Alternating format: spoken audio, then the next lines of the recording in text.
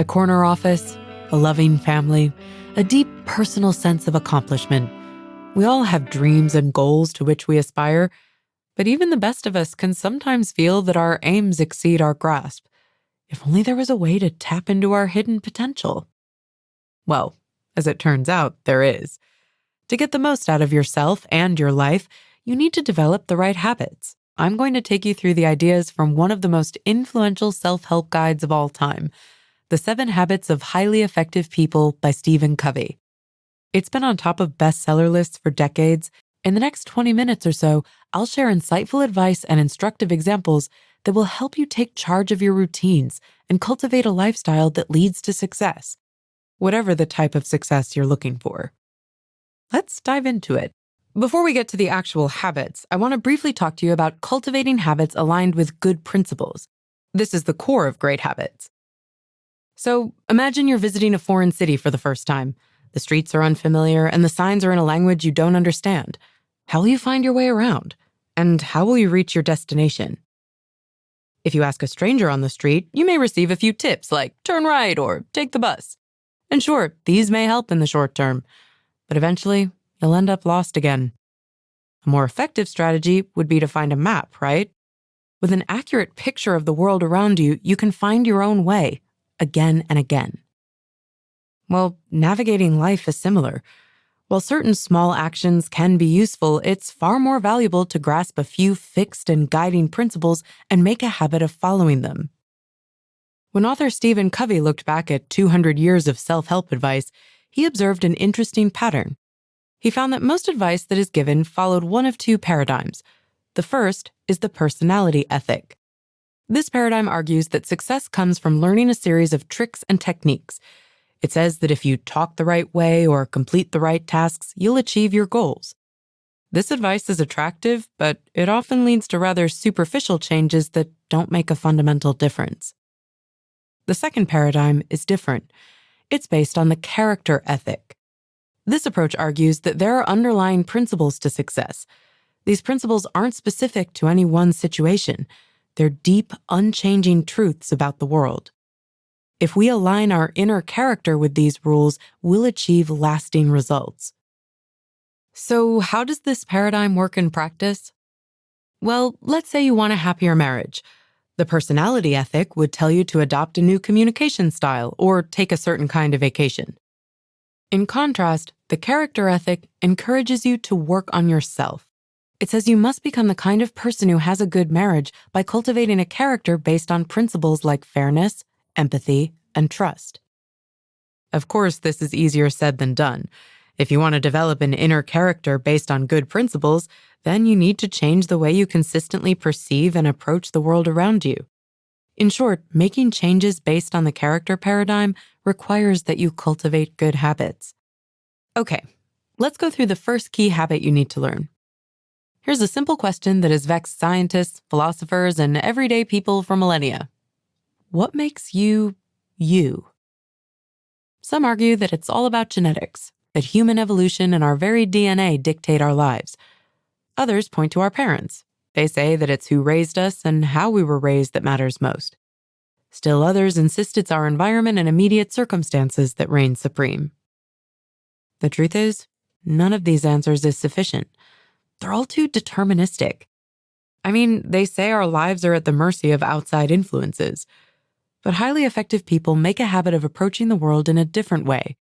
They realize that while we can't control everything, we can control ourselves.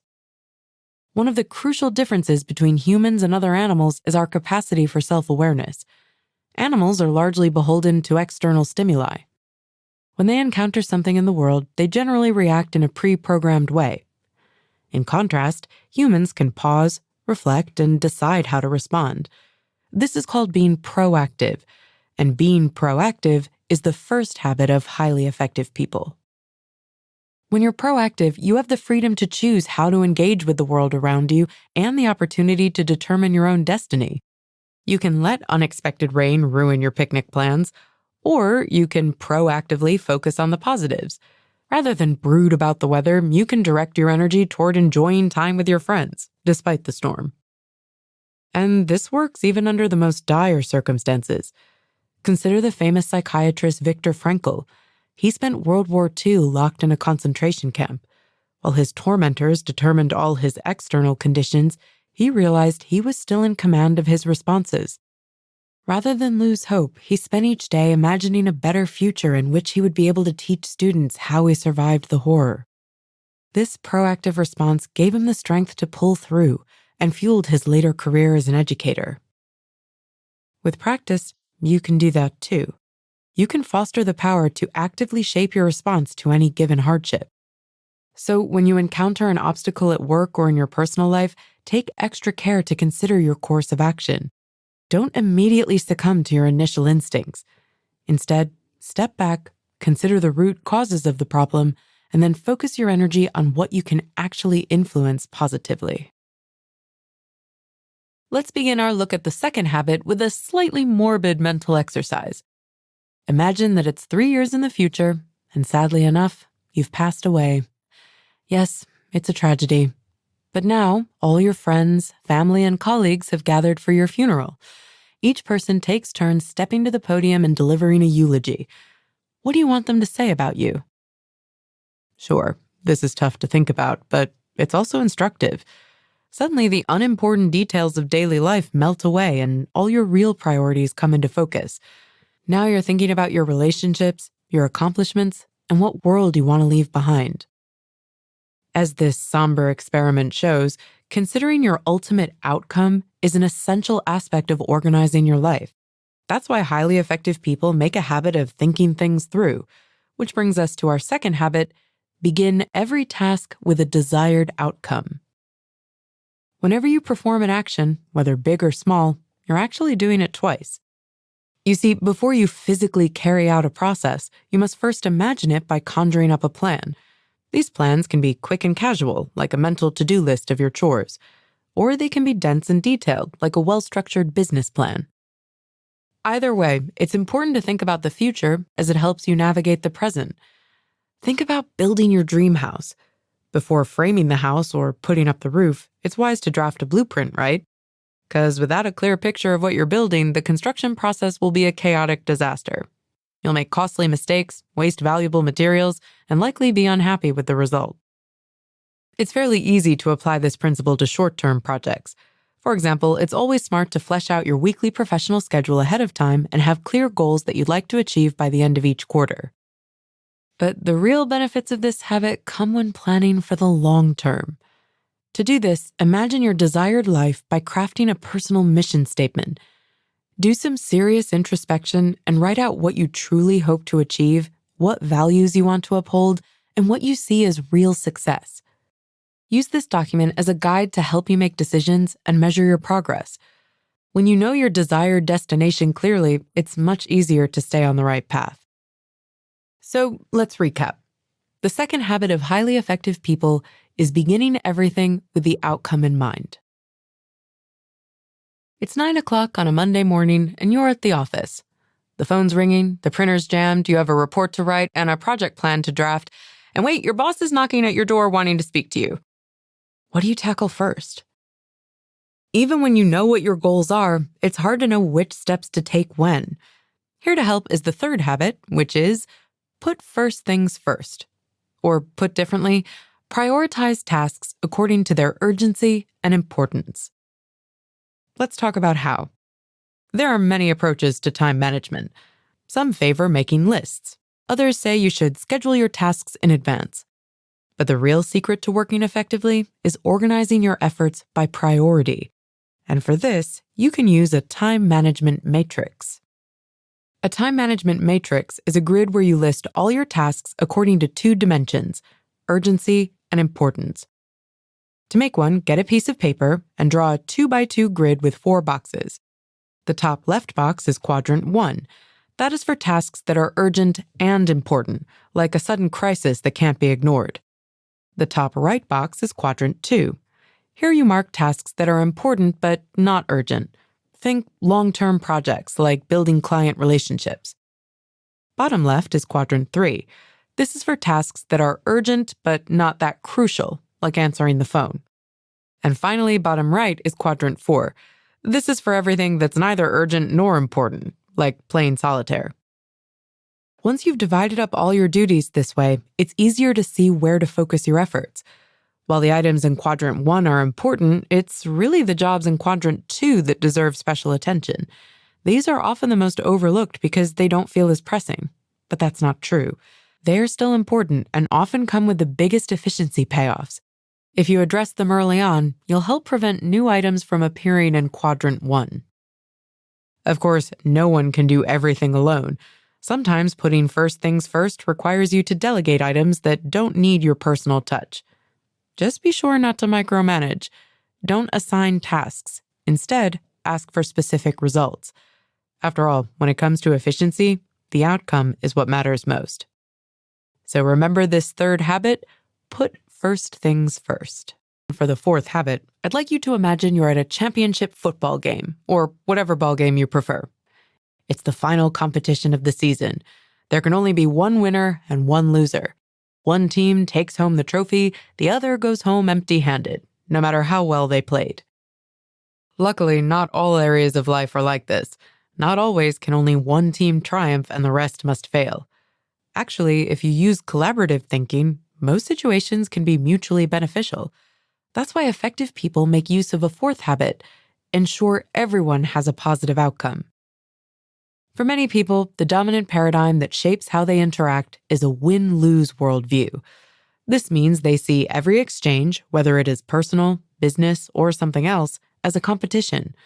A competition in which getting what you want means the other parties can't get what they want. While this paradigm is useful in some contexts, it's disastrous in others. It makes everything a competition and turns potential partners into adversaries. This breeds distrust and disharmony, and eventually makes both parties losers. For example, in a sales team in which only the top-performing person gets a bonus, and the rest get nothing. This is a win-lose arrangement that incentivizes each player to care only about himself. People who feel like this may hide leads, or even worse, they might sabotage each other. And what's the result? Fewer overall sales. Nobody wants that. But there is an alternative to this, and it's the win-win paradigm. This worldview ditches competition in favor of collaboration. It seeks outcomes that benefit everyone involved. For that sales team, this could mean giving out bonuses only when everyone reaches individual sales goals. That way, one salesperson's win is also a win for everyone else. This win-win arrangement encourages communication and teamwork and will result in more sales and happier workers overall. Okay, and what's the best way to ensure you're always looking for the win-win? Here it is. You can adopt an abundance mentality. This mindset doesn't see good things like success, joy, fulfillment, or even profits as rare commodities. Instead, it knows there's always plenty for everyone. When you realize there's always more value to be had, it's easier to look for ways to collaborate on attaining it.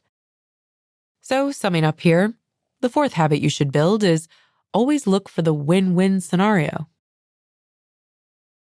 We've talked about 4 of the 7 habits now. Let's get to the 5th, which is all about building stronger relationships and communication. We'll start with a little scenario again. The words in your magazine are getting blurry. You're always squinting and you can't pick out a friend from 10 steps away. It's time to visit the optometrist. Now, you know how these trips usually go. You read letters off a chart as the doctor tries out different lenses. Eventually, you find the exact lens for you. But what if the doctor took a different approach? What if, instead of testing your eyes, she simply gave you her glasses and said, "These worked for me," and left it at that? Well, your vision would still be blurry and you'd probably find a new optometrist. It sounds absurd, but when it comes to communication, many people act like that doctor. They offer solutions before actually understanding the problem.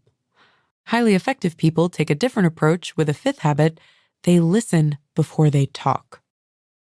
Good communication is at the heart of any meaningful relationship. Unfortunately, most people only hone their speaking skills. That means they seek to be understood. But that's just half the picture. To really cultivate personal connections, you must also understand. And to truly understand someone, you must learn to listen. And listening means more than simply hearing. It means actually grasping another person's thoughts and feelings on a meaningful level. The best way to do this is by practicing empathetic listening. This form of listening requires you to tune into someone's frame of reference both intellectually and emotionally. It means hearing that person's words, but also uncovering the deeper sentiments behind them. One way to do this is to stop offering advice immediately, at least until you clearly comprehend what someone is trying to communicate. So instead of replying to an anecdote with a story of your own, try identifying the feeling the other person is trying to articulate. This is called reflecting and can be as simple as saying, "That sounds frustrating," or "You feel this is important." This keeps the conversation centered on the person you want to understand. Still, this isn't a shortcut or trick. For empathetic listening to work, you must have a sincere interest in other people. It takes time, effort, and practice to do correctly. But if you try it, people will notice and appreciate your attention. Not only that, they'll often reciprocate with empathy and respect of their own. Over time, your relationships will become more open, satisfying, and meaningful. In order to get in the mood for habit 6, let's take a walk through the rainforest. It's teeming with life and beauty. What makes this place so vibrant and lush? Is it the birds in the trees? The ants on the ground? Maybe it's the sunlight streaming through the canopy overhead. Nah, we can't give credit to just one element. These things are all interconnected if you think about it. It's life's complex web of interactions that allows such ecosystems to emerge and thrive. In nature and human relations, the whole is often greater than the sum of its parts. We call this phenomenon synergy, and highly effective people are always open to unlocking its potential and implementing this 6th habit, creating powerful synergies by fostering the open exchange of ideas. Synergy can be hard to define, but put most simply, it is the creative force that emerges when different people are brought together in harmony. You see, every person is different, and each individual comes with a set of strengths and weaknesses. So when groups work together, they can actually reinforce each other's positive attributes while mitigating their negative ones. In the end, a better whole is born. This can occur in almost any context. Imagine a classroom in which students are empowered to interact and exchange ideas freely. What will happen? Well, some students will ask provocative questions, others will give informative answers, and still others will elevate the discussion with intimate personal insights. In the end, you may stray from the lesson plan, but everyone will learn more. The way to encourage synergistic energy is to create an environment in which everyone feels safe and respected. This requires drawing on other habits like win-win thinking and empathetic listening. When these habits are put into practice, people will be more likely to share ideas, build on each other's contributions, and value the different skills brought by others. It worked for David Lilienthal. When he ran the Atomic Energy Commission in the United States after World War II, he put together a group of highly capable people. Yet each expert had his own strong opinions that sometimes clashed with others. So Lilienthal scheduled weeks of group meetings so that each team member could share his hopes, fears, and reasons for the program. These open discussions created an atmosphere of trust and understanding that let synergy bloom. In the end, the commission developed an immensely creative and productive culture. And that's exactly how Habit 6 works. Ready for the last one? Picture yourself as an industrious lumberjack. Every day you head into the forest to start felling trees. The first few are easy. Whack, whack, whack, and down it comes. However, over time, you notice a disturbing pattern. Each tree is taking more whacks to bring down. By the end of the week, toppling a single trunk takes all afternoon. You've probably guessed what's gone wrong here. While you've been hard at work, you've forgotten to take care of your tools. Your trusty axe, once sleek and sharp, is now dull and useless. As this parable shows, even the most driven and dedicated workers will eventually burn out if they don't take breaks. For this reason, the 7th and final habit of highly effective people is all about rest and renewal. Make the time to take care of yourself. As you strive to achieve your ambitions, it's easy to get so caught up in outward action that you neglect to nurture your own well-being. Of course, this is a dangerous oversight because without a well-maintained body, mind, and spirit, all your other effective habits will start to suffer. So it's crucial to allocate time and energy to renewing yourself continually in 4 different dimensions. The first is the physical dimension. This means taking care of your body with regular exercise, proper nutrition, and plenty of restful sleep. Developing these healthy habits will give you the endurance to keep operating over the long term. The second dimension is spiritual. Renewing this dimension is all about getting in touch with yourself, your values, and the beauty in the world around you. Each day, take a few moments for quiet contemplation, prayer, or mindful meditation.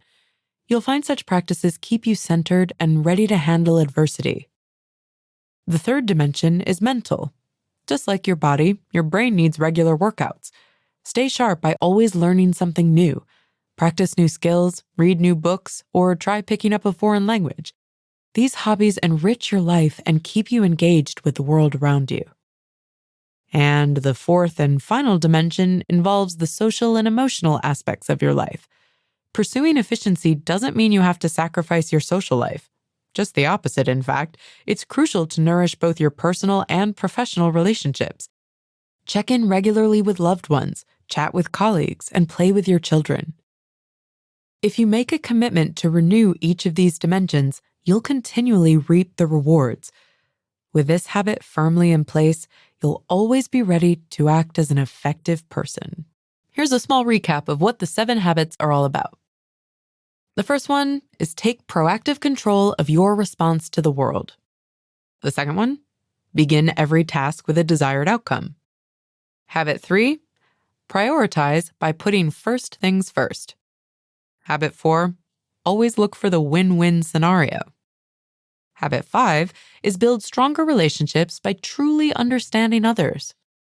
And the 6th habit is create powerful synergy by fostering the open exchange of ideas. And finally, number 7, make sure you take time for yourself.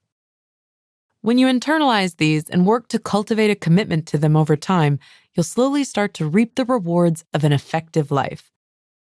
And now I'd love to give you one more final tip. Always ascend the upward spiral. It's important both to recognize your accomplishments and to make a commitment to continual improvement. Stay aware of your self-improvement journey by tracking your successes. Make a list of qualities you'd like to work on and evaluate your performance week after week. Seeing your success will help keep your spirits high and motivate you to move forward.